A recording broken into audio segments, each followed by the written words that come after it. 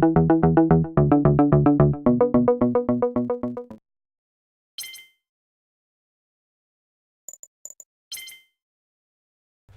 a 1989 arcade game by Taito, Puzznic made its way to several platforms in the early 90s, including the Game Boy, NES, and the ZX Spectrum. The simple gameplay meant it didn't really have a need for high-tech hardware, so it could be played on pretty much any platform. The version of the game that I'm familiar with is the 2001 PlayStation 1 release. This copy was released by Mudduck, a company that specialized in releasing budget titles of games near the end of the PlayStation 1's lifespan. The gameplay of Puzznic is simple. Whenever you start a stage, there's a bunch of different blocks with symbols on them on the screen. Putting two blocks with the same symbol next to each other causes them to disappear. Disappearing all the blocks in a stage will allow you to continue. Things get a bit more challenging when you have to destroy 3 blocks of the same type, as you need to figure out a way to get one block in between the others so that you can destroy them all at once. If you destroy 2 and just leave 1, you'll fail the level.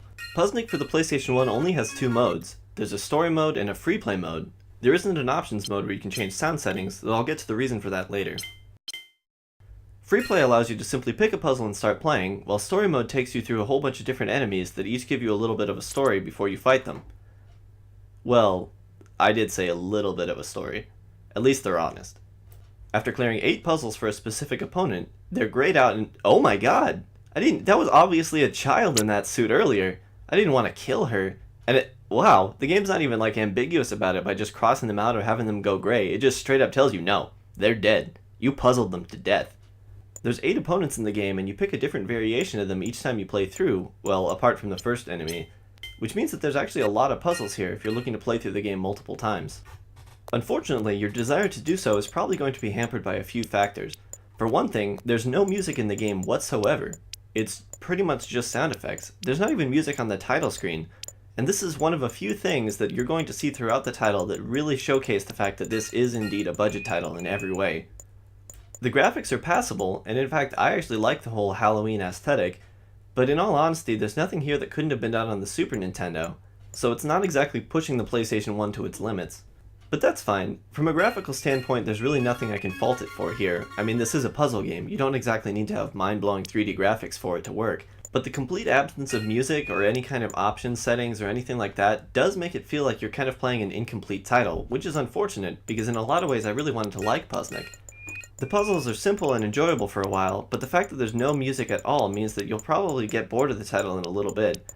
If you're going to play this game, I definitely recommend putting on Pandora or listening to iTunes or something while you're playing, otherwise you're probably going to lose interest pretty quickly. It seems unfortunate that the NES version of the game was released 11 years earlier and in many ways is still superior, as it has the same complexity of puzzles but also includes music that's actually pretty good.